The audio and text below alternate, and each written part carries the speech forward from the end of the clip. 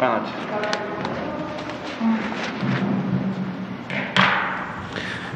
Muy buenas noches a todas las personas que nos sintonizan desde sus hogares, desde los diferentes puntos en donde pueden tener una conexión a los diferentes medios de comunicación o redes sociales que transmiten esta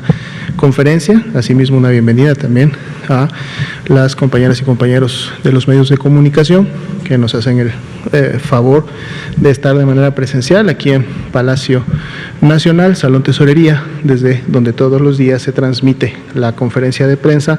en relación al comportamiento y la evolución de la epidemia de COVID-19 en México. El día de hoy vamos a tener los componentes que normalmente presentamos, es decir, la actualización de la estadística y la evolución en sí de la epidemia, pero muy importante también cómo sigue caminando la estrategia nacional de vacunación y el componente que ya desde hace 2 martes estamos presentando, hoy sería la tercera ocasión, que es precisamente el poder interactuar con la comunidad, respondiendo preguntas que las personas envían al buzón o al correo que tenemos definido para el mismo y de la cual seleccionamos las que se repiten en cantidad y por lo tanto entonces se presentan para poder llevar estas respuestas y obviamente también poder atender preguntas de los medios de comunicación aquí presentes. Entonces vamos a iniciar con la primera parte comentada. Pedimos, por favor, nos compartan la primera diapositiva, en donde tenemos la actualización de la curva epidémica y su comportamiento. Como pueden ustedes notar, seguimos teniendo un incremento en las 2 últimas semanas graficadas, que son precisamente la 13 a la 14. Para el día de hoy, martes, más 6%, habíamos iniciado en un 3, subimos subiendo un 4, ahora tenemos ya un más 6, y es precisamente lo que habíamos comentado, que además esperamos siga ocurriendo en siguientes días, y que también representa pues un cambio en la tendencia que habíamos tenido en las últimas 11 semanas de un descenso continuo. Esto significa en este momento ya el inicio de lo que se ha identificado como una tercera ola o un rebrote. Bueno, eso lo sabremos en la medida en que vayamos viendo el comportamiento de siguientes días. ¿Por qué lo comentamos? Lo comentamos porque hemos tenido comportamientos que en algún momento han cambiado la tendencia de la curva descendente en semanas previas. Aquí tenemos uno y aquí tenemos otro, pero que finalmente y posterior a ese cambio en la tendencia, aunque sí es importante comentarlo, no teníamos un incremento o una tendencia ascendente como la que sí tenemos entre la semana 13 y 14, pero posteriormente a ese cambio tuvimos nuevamente semanas con descenso, es decir, no necesariamente representó para el cambio de solamente una semana epidemiológica ya el incremento o el inicio de una siguiente ola o de un siguiente rebrote. Pero obviamente de lo que sí tenemos que tener presentes es que en el momento en el que nos encontramos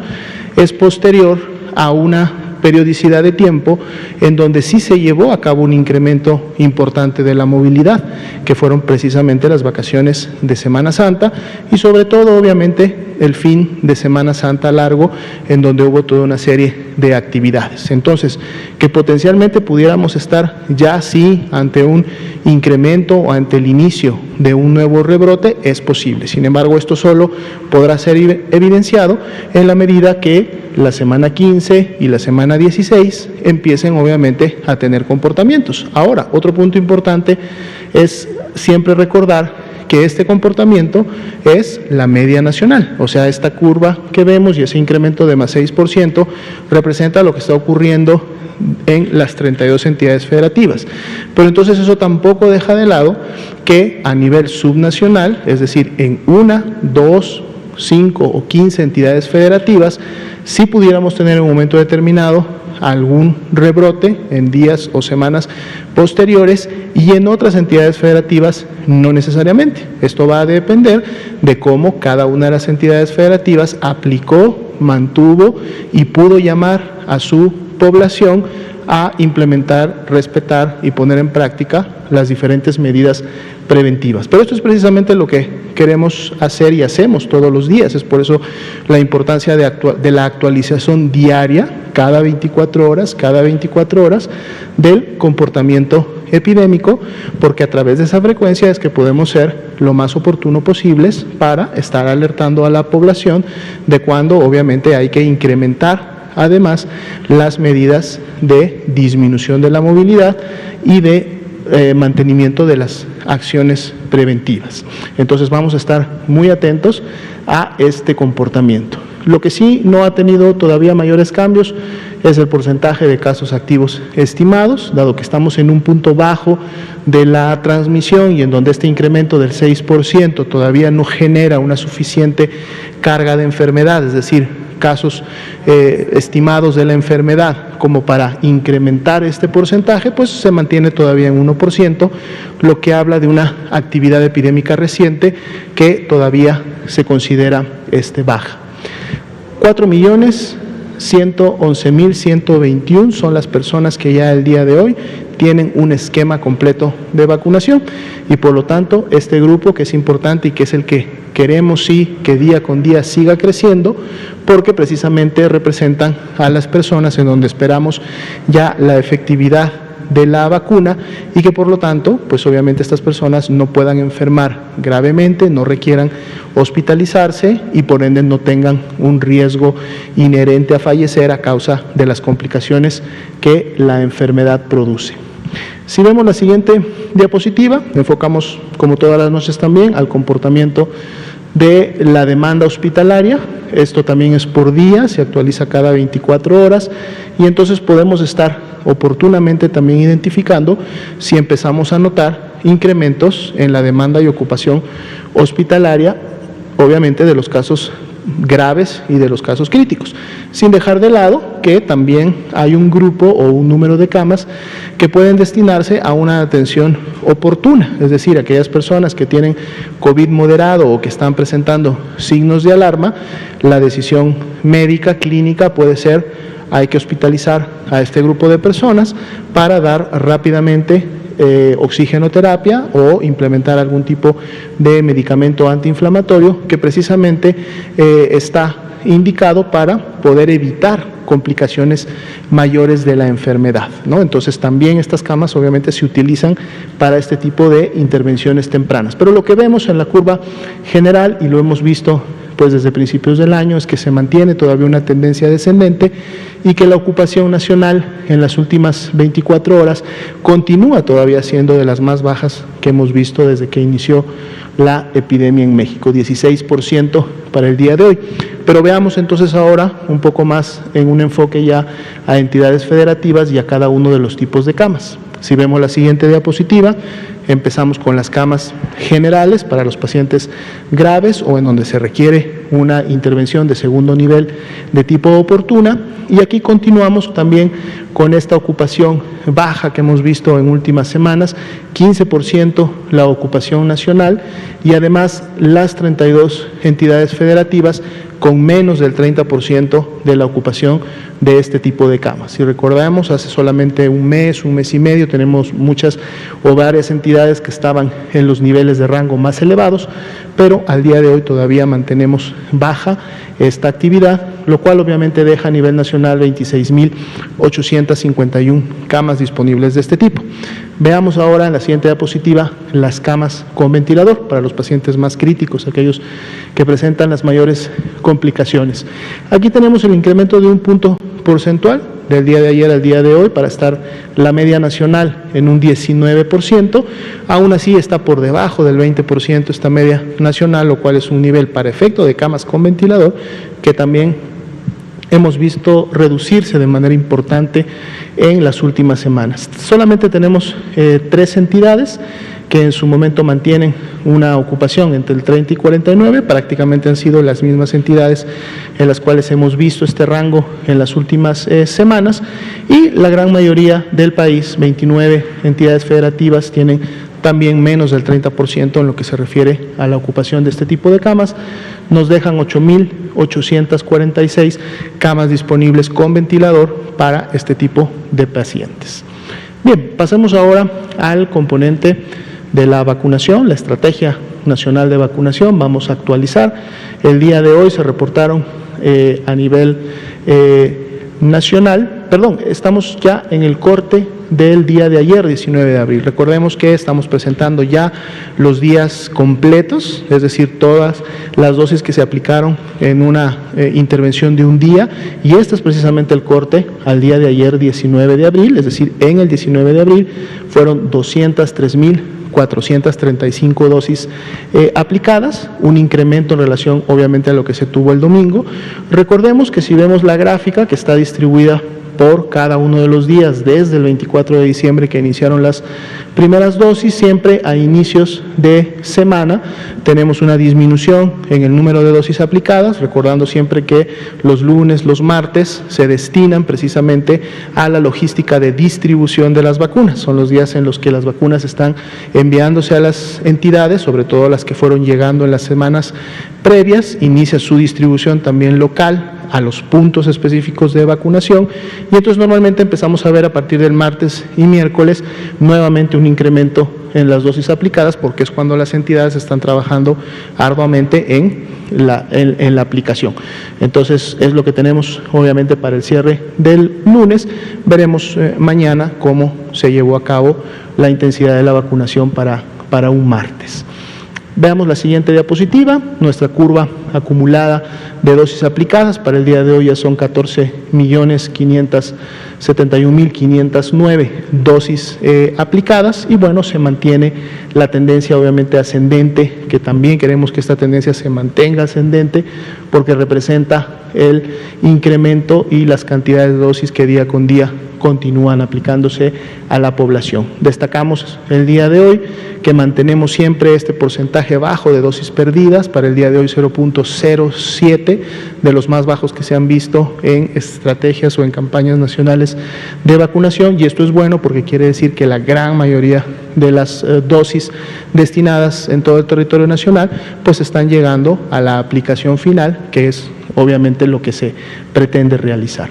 Si vemos en la siguiente diapositiva, actualizamos también los grupos poblacionales que hasta el momento están recibiendo la vacuna. Para efectos del personal de salud, 940.239 son las personas vacunadas, y más del 80% de ellas ya con esquemas completos, es decir, con las dos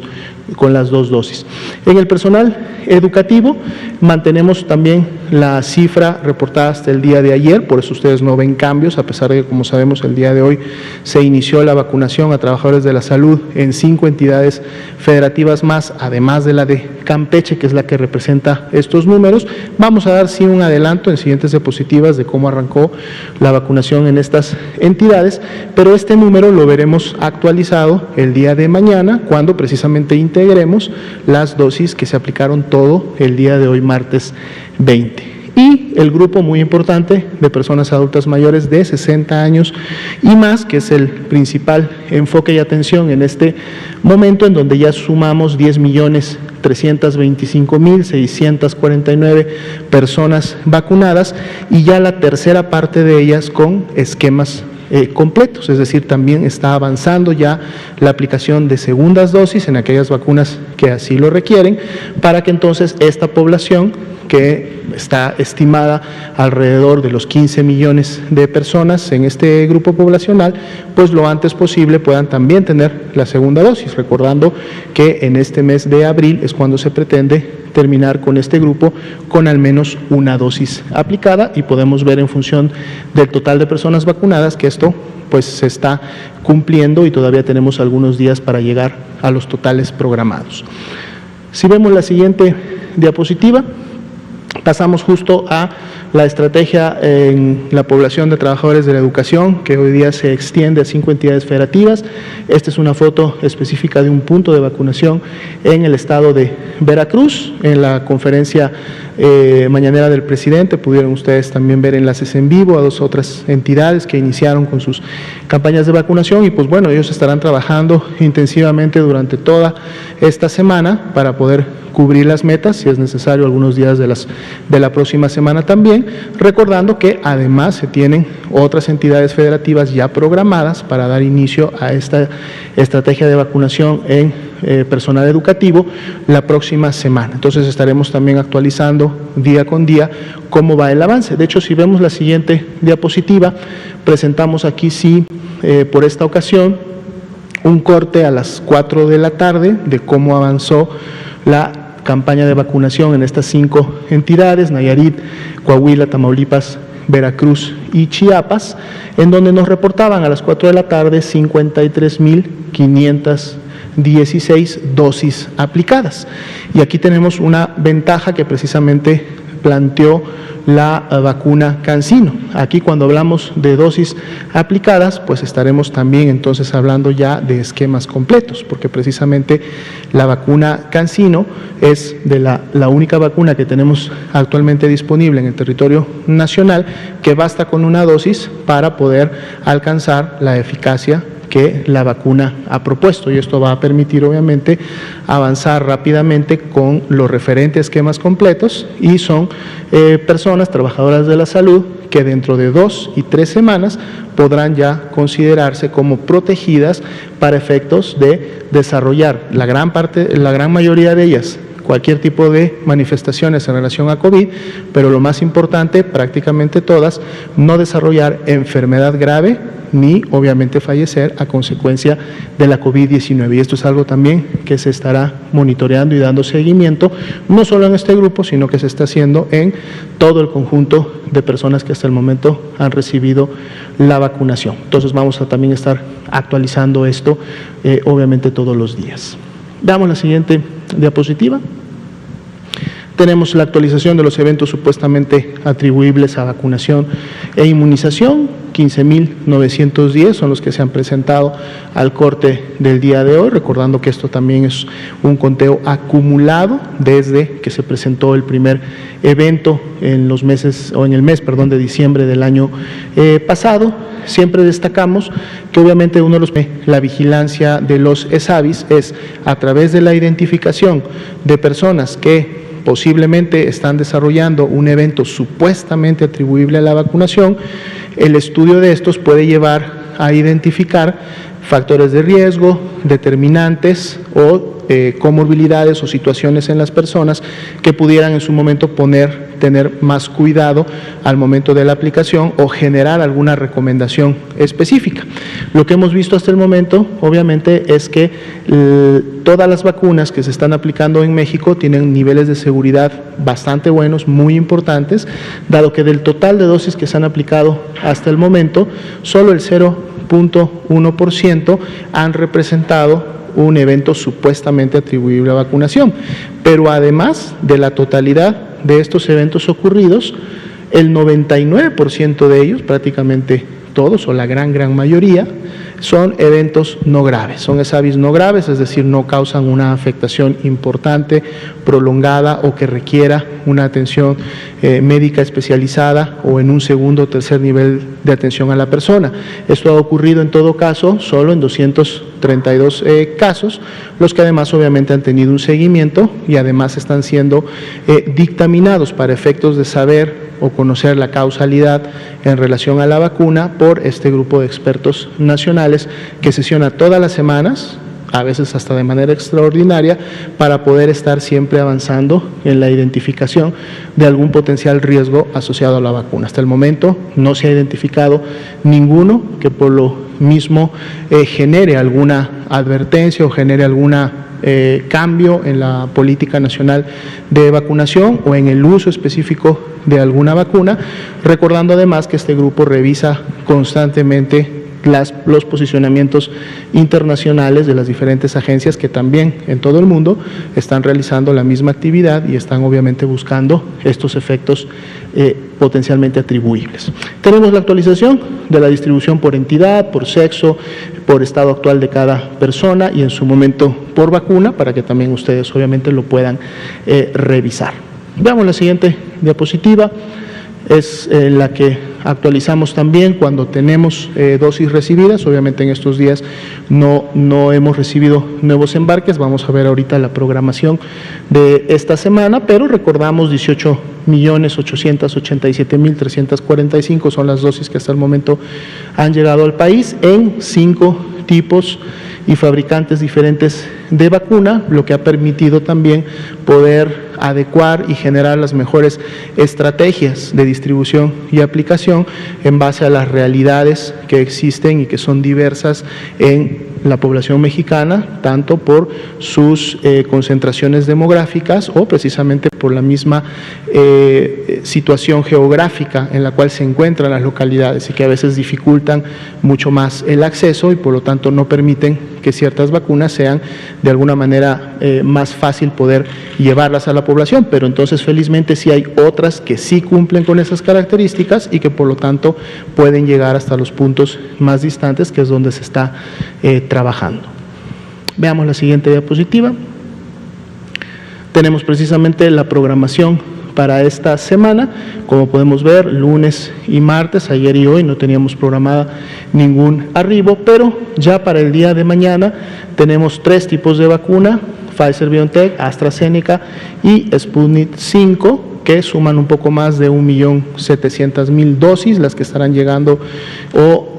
disponiendo mañana en el país. El día jueves tenemos también de Pfizer-BioNTech otras 374.400 y el día sábado 24 de abril están programadas también 500.000 de dosis Sinovac. Por lo tanto, tenemos poco más de 2.637.000 dosis que se tienen programadas recibir durante la semana y que por lo mismo, en base a estas dosis, pues obviamente se podrá realizar toda una distribución y asignación tanto para segundas dosis, que es importante irlas cubriendo e ir avanzando, por lo tanto, con los esquemas completos, como también de primeras dosis en localidades, en áreas en donde ya puedan iniciarse o continuar con esta necesidad. Entonces vamos a estar también actualizando, obviamente, para cada uno de los días el cumplimiento de que lo programado se haya estado llevando a cabo. Si vemos, creo que tenemos una siguiente diapositiva. Exacto, recordamos lo que iniciamos desde principios de esta semana, así como se está llevando a cabo una estrategia intensiva de vacunación contra el virus SARS-CoV-2 para prevenir la COVID-19. A la par también continúan los programas preventivos dando sus servicios y otros tipos también de vacuna que es necesaria para mantener a la población, sobre todo en este caso la población infantil, protegida de la reemergencia de enfermedades que en este momento están bajo control y que lo están gracias precisamente a las estrategias de vacunación. Recordamos a la población llevar a los centros de salud a las niñas y los niños entre 1 y 4 años para que reciban este reforzamiento en relación a las vacunas contra sarampión y rubiola, que como se ha comentado es muy importante también continuar manteniendo el control de la misma y así evitar obviamente que existan niñas, niños susceptibles a esta enfermedad y que en un momento ante la importación de casos, recordando que todavía hay países en el mundo que tienen transmisiones activas o endémicas de esta enfermedad en los últimos años, sobre todo en los países europeos, pues podamos tener nuevos rebrotes o introducciones del virus al país. Entonces es muy importante, recordemos, padres, madres, tutores de estos menores, familiares, por favor, coordinemos, organicémonos en el núcleo familiar y llevemos a nuestros pequeños a vacunar para que estén también protegidos en este grupo específico de enfermedades. Muy bien, vamos a cerrar en este punto la actualización de la estadística y el avance de la estrategia. Y como comentaba, vamos entonces ahora a tomar un tiempo para entrar en este enlace asincrónico, dado que las personas ya enviaron previamente sus preguntas en audio o en video, para poder también entonces responder a las necesidades de información que la comunidad tiene y que evidencia a través de esta dinámica. Tengo entendido que el día de hoy son 2 videos y 4 audios, entonces pues empezamos con ellos. Hola, yo soy Armando, estudiante universitario, y tengo una pregunta. Cuando regrese a clases, ¿los maestros estarán vacunados o cómo podré evitar contagiarme y llevar la enfermedad a mi casa? Armando, muchas gracias por la pregunta. Como sabemos, se está intensificando en este momento la Estrategia Nacional de Vacunación enfocada a trabajadores de la salud, como en su momento se hizo en Campeche. Armando obviamente nos pregunta, o entiendo que la pregunta tiene que ver con que al vacunar entonces a las maestras, a los maestros, al personal que labora en los planteles educativos, él ya estaría protegido de contagiarse de este grupo de personas. Es correcto, es decir, en el sentido de que estas personas por lo menos van a tener mucho menos riesgo de transmitir la enfermedad, dado que no van a poder desarrollar signos y síntomas que son los que están más relacionados a la transmisión del virus por la vía aérea. Estamos hablando de la tos, estamos hablando obviamente de los estornudos. Sin embargo, Armando, es bueno recordar que no solamente estas personas tienen la potencial capacidad de transmitir el virus, sino también las demás personas. Y esto estamos hablando de si vamos a usar el transporte público, o en su momento vamos a caminar, o en su momento vamos a utilizar otros medios para llegar a nuestro plantel escolar. Vamos a estar en conjunto con otras personas de la misma edad que también estarán en niveles de seguro universitarios, en preparatoria, en niveles básicos, y que en su momento todavía no están vacunadas. Con esto, ¿qué queremos decir? Que las acciones de prevención en lo personal se deben de mantener, más allá que los trabajadores de la educación estén vacunados y por lo tanto el riesgo tanto de ellos de enfermar y contribuir a la transmisión haya disminuido, pues todavía hay un riesgo inherente a los demás actores que están en un plantel educativo. Por lo tanto, las medidas de prevención se deben de mantener, y entre ellas siempre vamos a destacar la sana distancia, vamos a destacar el uso adecuado del cubrebocas, vamos a destacar la higiene constante de manos. Pero no te preocupes, porque estos tres elementos están integrados precisamente en los lineamientos y en las medidas que todos los planteles educativos tienen que poner en práctica para todavía disminuir más el riesgo de contagio entre la población. Y obviamente todos los estudiantes o todas las personas que en su momento van a regresar a clases presenciales, pues el llamado es apegarse y en su momento respetar las indicaciones que las autoridades educativas van a implementar en este marco. Entonces sí, la vacunación en el personal es importante y es un buen paso para disminuir los riesgos, pero el todavía disminuirlos más y evitar contagios y evitar que el regreso a clases se convierta en un detonante de transmisión tiene que ver con poner en práctica y llevar a cabo las acciones preventivas. Vamos a ver el siguiente video. Tengo una pregunta. Considero que es una inquietud que tenemos muchos docentes que estamos por recibir la vacuna. Mi pregunta más que nada va encaminada acerca de las personas que de alguna manera presentamos algún tipo de alergias, ya sea a alergias alimentarias como algunos mariscos, camarones, algunos tipos de semillas, las nueces, las almendras, los cacahuates, o algún tipo de alergia a medicamentos, sobre todo los antibióticos, en este caso la ampicilina, la trimetopina, sulfametazol. Si nosotros podemos o somos candidatos a recibir la vacuna CanSino, que es la que en estos días van a aplicar a los docentes. Entonces, más que nada, mi pregunta es encaminada a eso, si nosotros podemos ser candidatos para recibir la vacuna CanSino, si presentamos algún tipo de alergia, ya sea alimentaria o algún tipo de alergia a medicamentos o antibióticos. Muchas gracias. Agradecemos también la pregunta, porque no solamente la respuesta va a servir para el grupo de trabajadores de la educación, sino sirve realmente para toda la población que en este momento está siendo convocada a vacunarse por pertenecer ya a alguno de los grupos y las etapas en las cuales se ha iniciado.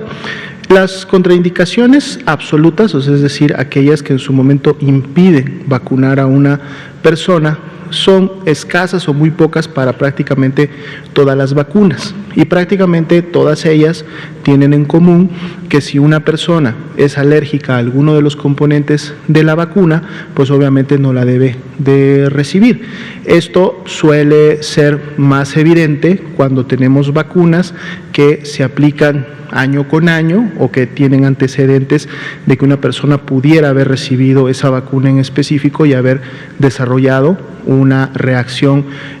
alérgica grave. Esto es importante también mencionarlo, es decir, la reacción tiene que poner en riesgo la salud y la vida de la persona como para convertirse en una contraindicación de la misma, dado que el riesgo de complicarse y fallecer por la aplicación de la vacuna pudiera superar el beneficio. Hasta el momento eso no lo hemos visto asociado en las vacunas que actualmente se tienen, pero la recomendación del fabricante de la vacuna siempre es muy puntual en relación a sus componentes que integran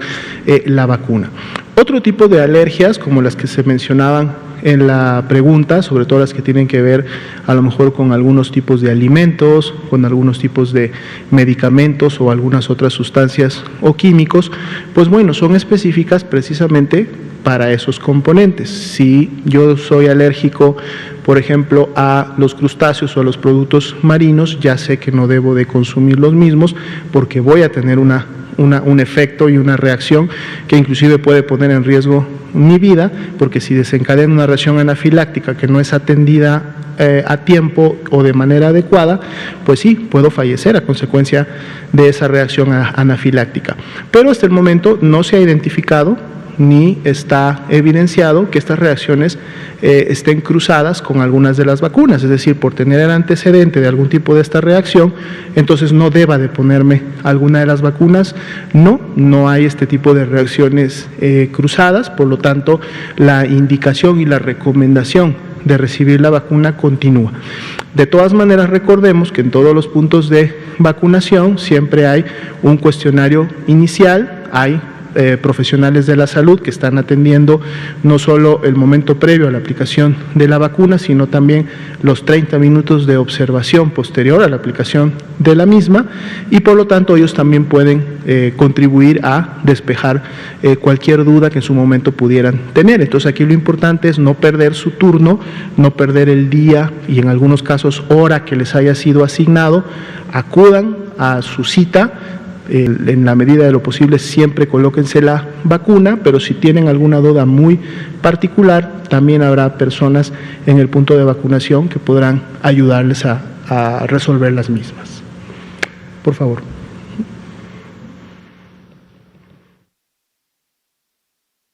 Soy Isabel Cervantes, soy maestra de escuela privada. Acabo de oír su informe de hoy, martes 13 de abril, y tengo dudas sobre las mascarillas. ¿Están recomendadas? Ya oí lo que usted dijo.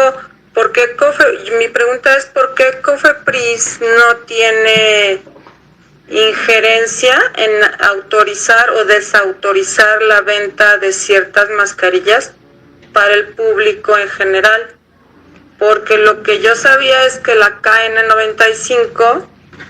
es de uso exclusivo para el servicio médico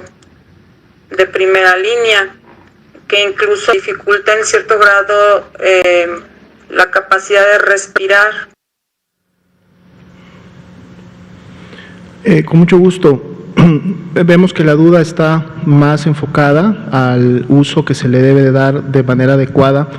a las mascarillas N95 en un contexto de recomendaciones previas que se han hecho prácticamente desde que inició la epidemia en México,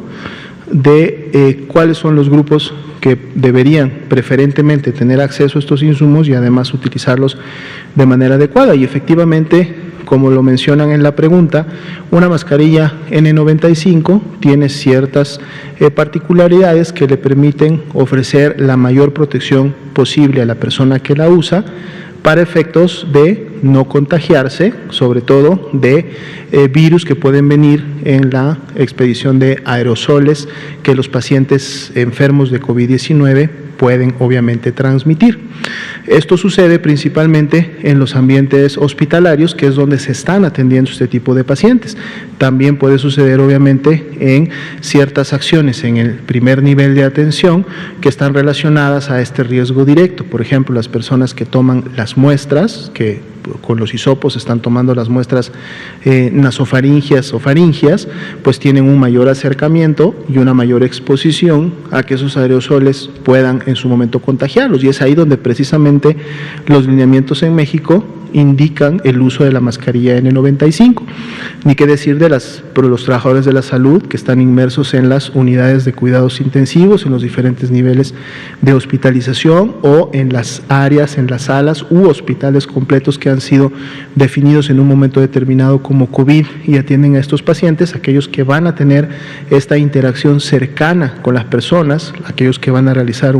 una intubación y por lo tanto van a estar expuestas de manera directa a la vía aérea, definitivamente deben de usar la mascarilla N95. No así se recomiendan para la población general, en donde también hemos en muchas ocasiones comentado que en la comunidad el uso o la recomendación más adecuada son precisamente las mascarillas reusables, aquellas que son de tela, sí, preferentemente que siempre tengan 3 capas para evitar obviamente la mejor contención de la expedición de virus al aire o al ambiente, pero que no es necesario el uso de N95. Además que las personas que las han usado y las utilizan saben que tienen un limitante, porque precisamente el nivel de filtración que mantienen también limita el intercambio o el ingreso suficiente de oxígeno, y entonces son mascarillas que no pueden utilizarse en ocasiones por periodos prolongados o tienen que hacerse bajo ciertas medidas. Ahora, si la COFEPRIS en su momento puede emitir algún pronunciamiento o puede realizar alguna actividad para que estas no se distribuyan, bueno, realmente el marco de la COFEPRIS es más bien revisar el producto, evaluarlo, ver que cumpla con las características para hacer o tener la clasificación de N95, y entonces esto es lo que la COFEPRIS realiza en su marco de actuación. El adquirir las mismas, pues depende obviamente ya de las instituciones de salud, de los mismos trabajadores inclusive de la salud, en el contexto obviamente en donde los trabajadores en el medio privado o en el medio no institucional deben de hacer muchas veces estas adquisiciones, pero obviamente no se recomiendan, y es ahí donde también la decisión de todos nosotros como personas debe de ir encaminada a reservar el uso de estas mascarillas en los espacios y con las personas que realmente van a obtener el beneficio de usar las mismas. Vamos al siguiente, por favor. Mi nombre es Eugenio Falcón, vivo en el municipio de Metepec, Estado de México. En días pasados se llevó a cabo la campaña de vacunación para las personas de 60 años y más, y la única opción de vacunación era con la vacuna de Pfizer. Para las personas que tenemos contraindicada esta vacuna por las múltiples causas que han ustedes citado en las conferencias vespertinas, ¿cuál sería el procedimiento específico para solicitar una vacuna diferente? ¿Y cómo tendría yo que proceder? Muchas gracias. Gracias. Bueno, como comentábamos en una pregunta anterior, son contadas prácticamente con los dedos de las manos aquellas situaciones en las cuales podría estar contraindicada de manera absoluta una vacuna. Tenemos que ver dos diferencias.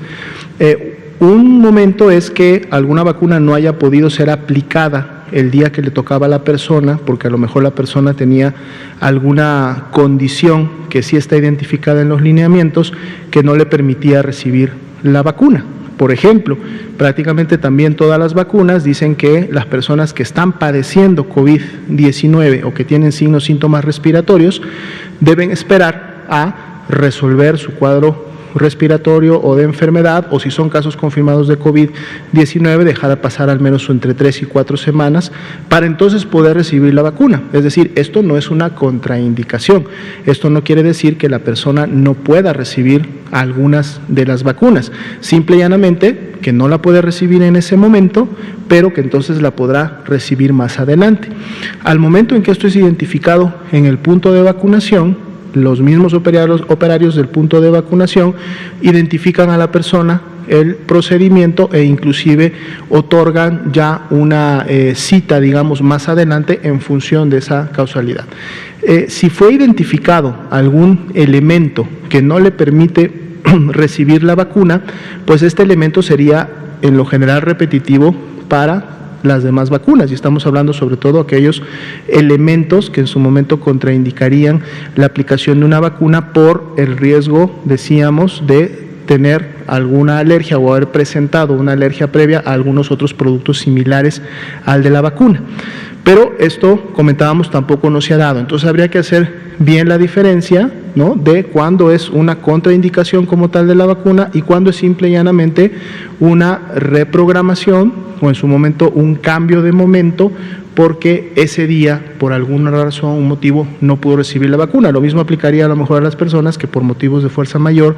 no pudieron acudir el día o la hora para su vacuna. Esto entra en un esquema de reprogramación que en su momento se lleva a cabo por la misma coordinación en los puntos de vacunación. Recordemos que en la medida que la estrategia va avanzando, se va identificando de manera nominal, es decir, por nombre, apellido y datos, a las personas que ya han sido vacunadas. Por lo tanto, las que no han sido vacunadas y en su momento por algún motivo perdieron la cita o no se les pudo aplicar la vacuna el día que les tocaba, pues pueden identificarse en un punto de vacunación de su localidad o de su entidad, sobre todo ahora que se están volviendo a reactivar todos ellos para las segundas dosis, y exponer rápidamente cuál fue el problema, por qué en su momento no se le pudo vacunar, y de seguro tendrá una reprogramación para que pueda recibir su primera dosis y en su momento su segunda dosis. Entonces, acérquense a los puntos de vacunación. Si hay personas que por algún motivo no recibieron, acérquense por favor a los puntos de vacunación en su municipio, en su localidad, y ahí podrán reprogramar o volver a programar o tener un posicionamiento final de la vacuna que le podrán aplicar. Por favor. Mi nombre es Enrique Abarba y mi pregunta va encaminada al tema de la secuenciación genética en México. Quisiera saber si actualmente disponemos de una base de datos abierta y que se actualice de forma continua, si no es que diaria, con las secuencias que va mapeando el país a través de los distintos laboratorios autorizados para ello. Sé que actualmente las 5.000 más o menos secuencias que tenemos estudiadas las han cargado al GSAID, pero bajar la información es un poco complicado para la población si es que lo queremos estudiar. Entonces, pues quisiera conocer si tenemos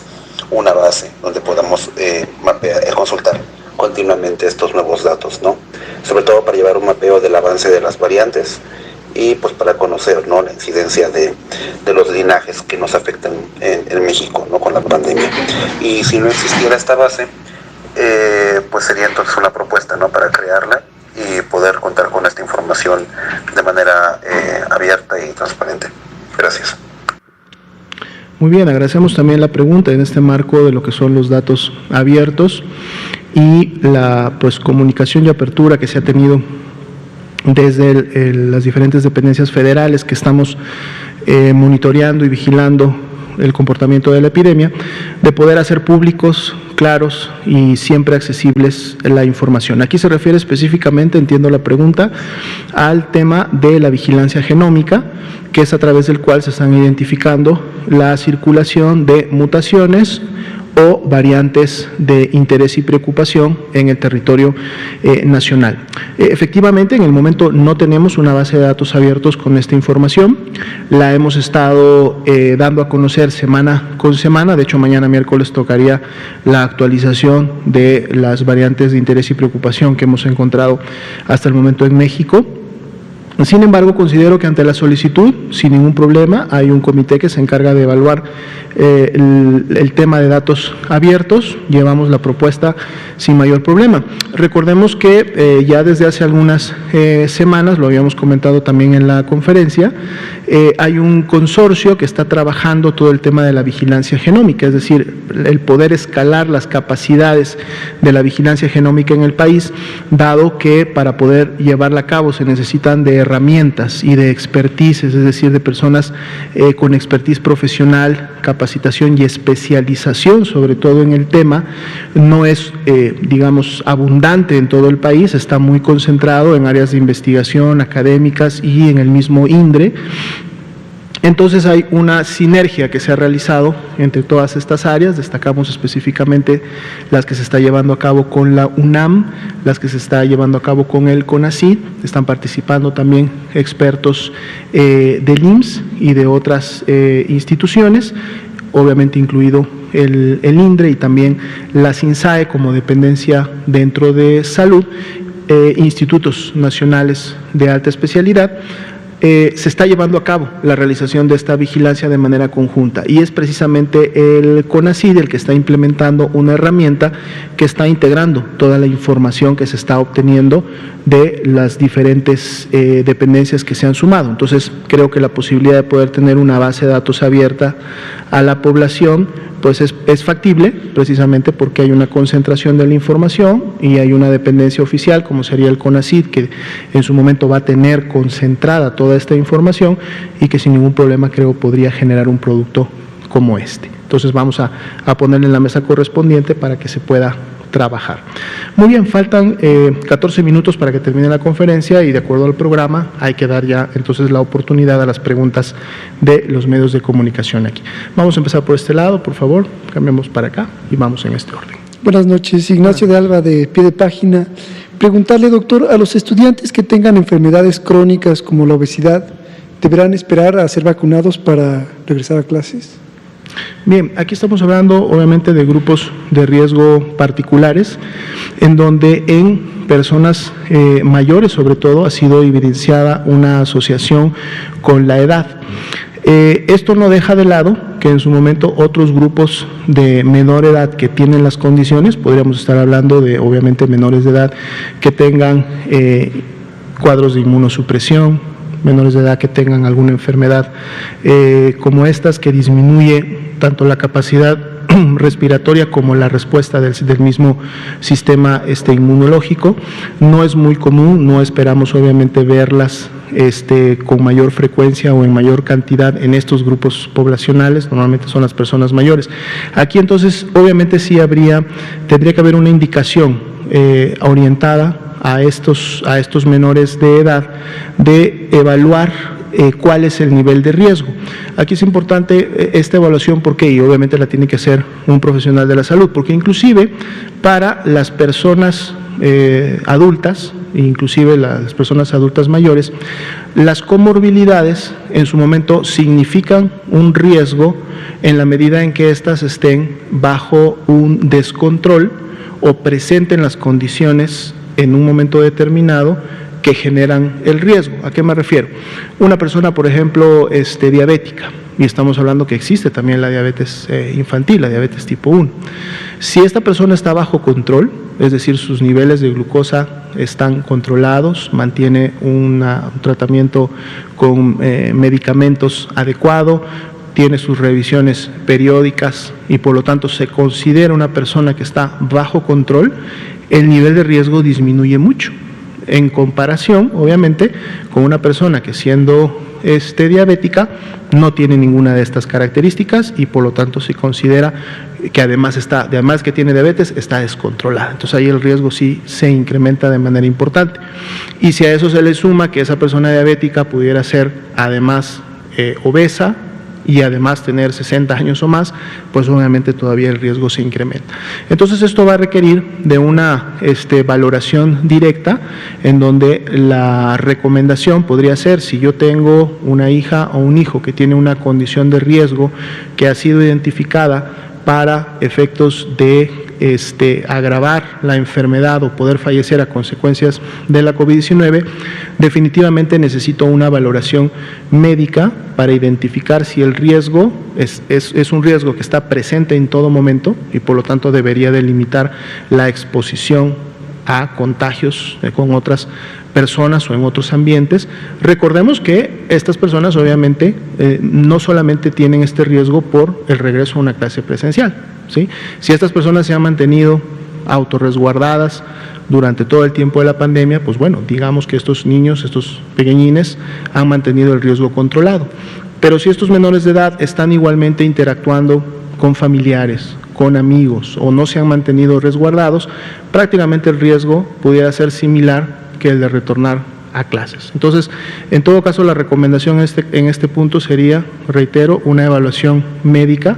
para evidenciar si el riesgo está bajo control o el riesgo por sí no permite un control que disminuya obviamente la posibilidad y entonces en ese caso mejor todavía limitar la participación presencial. Gracias. Por último, hay un partido político que dice en uno de sus spots que donó dinero para las vacunas. Preguntarle si esto es cierto, si es posible donar dinero para las vacunas y si es necesario. Gracias. Les soy sincero, no tengo la información, no podría precisarla,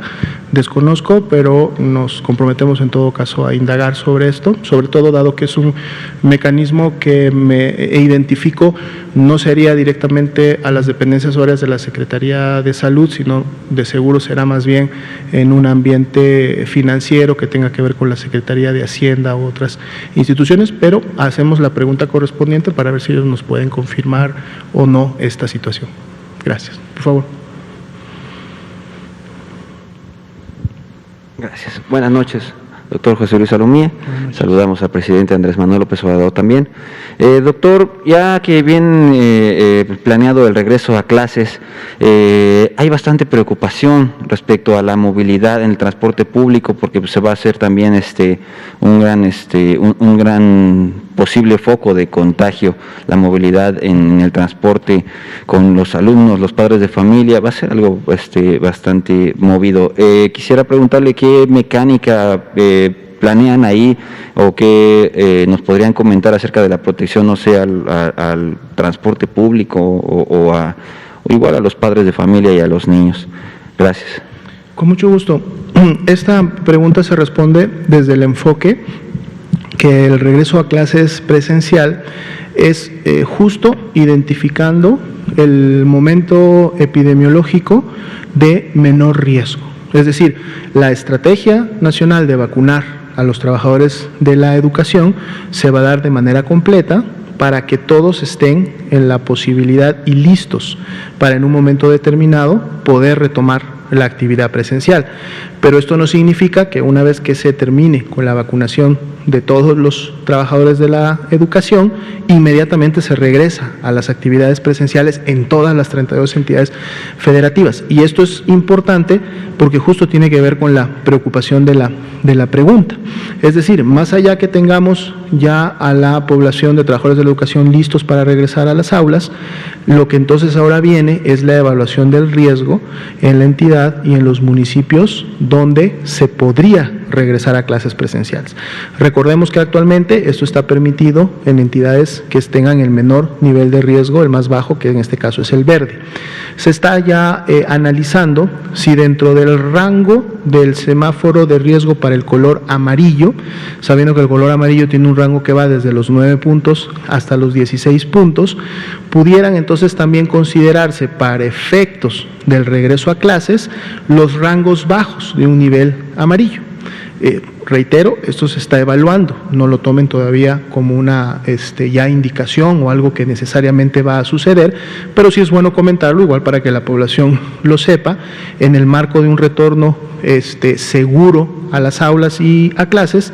estamos evaluando si los niveles bajos de riesgo amarillo, sobre todo cuando estos niveles han mantenido una tendencia descendente en las últimas semanas y por lo tanto son valores que más bien están pegados a un verde, ¿sí?, que subiendo o yéndose a querer pegar a un naranja, pues entonces estas entidades también en un momento pudieran ser consideradas. ¿Por qué se hace en este momento o en ese momento del menor o del mayor bajo riesgo? Precisamente para poder controlar estas situaciones en donde la transmisión pudiera incrementarse. Cuando yo estoy en nivel de riesgo bajo verde, quiere decir que hay una transmisión basal o muy baja en la entidad o en la región donde me encuentro. Por lo tanto, la posibilidad de contagiarme de por sí disminuye.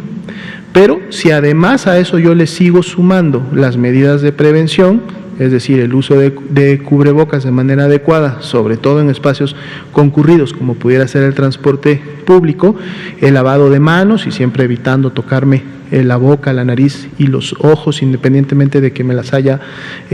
lavado,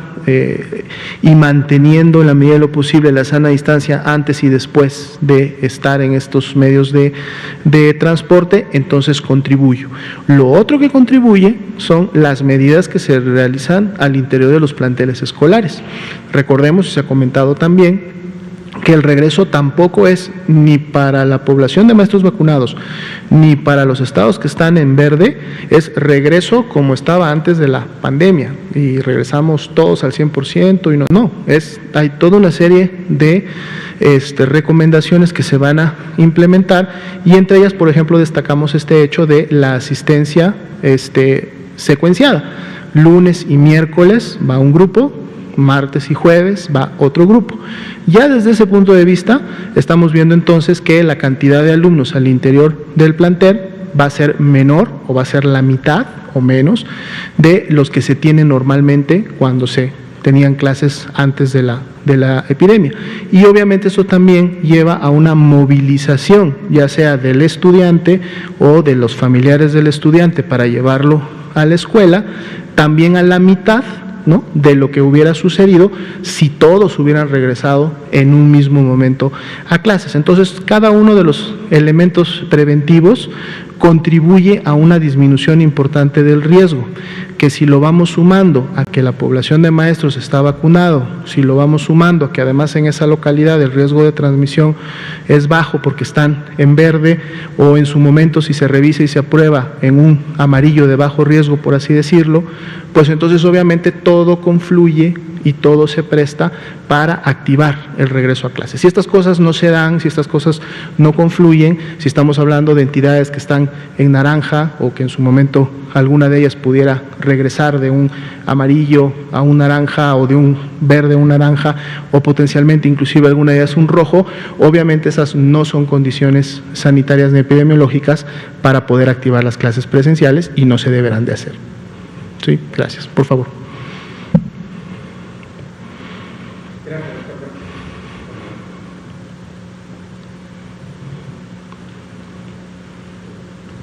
Gracias, doctor. Buenas noches. Tengo dos preguntas, pero por el tiempo ya nada más le voy a alcanzar a hacer una. Durante la pandemia, el punto cúspide del año pasado, se confinaron en México 80 millones de mexicanos sin la utilización de ninguna fuerza pública. Hoy es un hecho que la economía mexicana no aguantaría otra detención, un freno al crecimiento económico. Yo quisiera saber si con esta tercera oleada y con el aumento de casos en 10 estados de la República podría frenarse la economía o regresaríamos a un confinamiento de la población. Muchas gracias por la pregunta, creo que es de importancia y se la deben estar haciendo varias personas en la población. La Jornada Nacional de Sana Distancia, que fue precisamente esta medida que se realizó a nivel de todo el territorio nacional en las 32 entidades federativas con instrucciones y con intervenciones iguales para todas, tenía un objetivo muy específico al inicio de la pandemia y al inicio de la epidemia en México, que era, obviamente, por un lado, directamente disminuir la transmisión, los contagios y por lo tanto la carga de enfermedad en la población, pero con un objetivo secundario, que es al disminuir esta carga de contagios y de enfermos, disminuir entonces la demanda hospitalaria, que sabíamos vendría en su momento cuando la transmisión comunitaria y epidémica estuviera presente en todo el país, para dar tiempo a la reconversión y expansión de los hospitales, que a inicios de la epidemia o cuando se veía que el virus estaba por llegar al país, no se tenía, ¿no? Y saco el dato que lo hemos comentado muchas veces. Antes de que iniciara la epidemia en México, es decir, antes de los primeros casos confirmados en el mes de febrero, se tenían alrededor de 4,000 camas con ventilador, lo cual, para la proyección que se tenía de la cantidad de casos que podíamos tener en una primera ola y en esas primeras semanas del inicio de la epidemia, iban a ser completamente insuficientes para la atención de las personas. Aplanar la curva, que es un término que se usó durante mucho tiempo y lo hemos explicado también, tenía que ver precisamente con el hecho de no genero tanta transmisión, no genero tantas personas enfermas y doy tiempo para que esas 4,000 camas con ventilador se expandan y se reconviertan a más de 12,000 en un momento. De hecho se llegó a un punto de 14,000 más adelante, en donde podría haber entonces ahora sí suficiencia. Y estoy tomando solo el ejemplo de las camas con ventilador. Lo mismo sucedió con las camas generales, hubo este incremento para poder tener la atención. Entonces ese era el objetivo de la Jornada Nacional de Sana Distancia y por eso se implementó priorizando en ese momento la salud y la vida,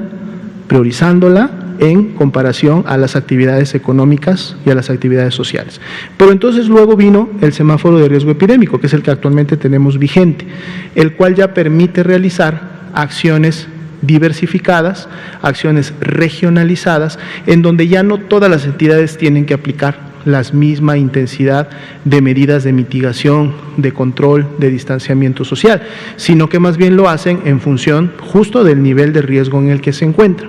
Y esto entonces va de la mano con, ¿qué pasa si viene una tercera ola? Bueno, si viene una tercera ola, tendríamos que ver en qué entidades se produce esta tercera ola. Lo que queremos evitar, y vamos a estar trabajando de la mano con cada una de ellas, es que si se produce una tercera ola, esta no tenga preferentemente la intensidad de olas previas. ¿Cómo podemos evitar eso? Si aplicamos las medidas de intervención comunitaria de manera oportuna. Por eso la medición constante para alertar a cualquiera de las 32 entidades, como ya lo hicimos en su momento con Chihuahua, de si estás teniendo un incremento que va encaminado a que tu nivel de riesgo se vaya a un naranja o potencialmente tengas que regresar a un rojo, frenarlo desde que te encuentras en el amarillo o en el naranja, no esperar a que llegues al rojo, implementar medidas que precisamente eviten esta afectación económica y social que en un momento determinado se puede tener a consecuencia de las medidas preventivas. ¿Frena o no la economía con esa tercera ola? Lo que pasa es que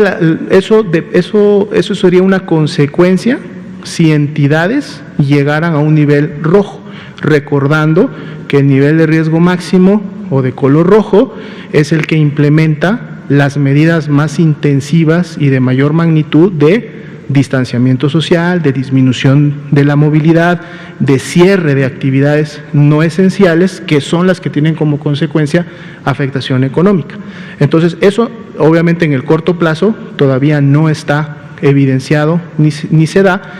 y más bien en este momento lo que tenemos es oportunidad de detener y evitar que eso ocurra, porque si entonces las medidas se implementan de manera oportuna,